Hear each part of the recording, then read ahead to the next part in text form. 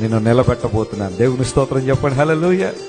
ఒకవేళ ఉదయకాల సమయంలో ఓటమి పాలయ్యావా, దుఃఖంతో ఉన్నావా? అయ్యా, ఓడిపోయినట్టుగా అనిపిస్తుందండి, నా కుటుంబ పరిస్థితులు ఏం బాగాలేదు, నా పిల్లల పరిస్థితి ఏం బాగాలేదు, ఓటమి పాలవుతున్నానండి, అవమానం పడుతున్నాను, నిందలు పడుతున్నానండి, అందరూ నన్ను చూసి హేళన చేస్తున్నారండి, నేను హేళనాస్పదంగా మారిపోయానండి, అందరూ నన్ను చూసి అపహాస్యపు గీతాలెత్తి పాడుతున్నారండి, పాటలు కూడా కట్టేస్తానని నా జీవితాన్ని చూసి అని బాధపడుతున్నావా?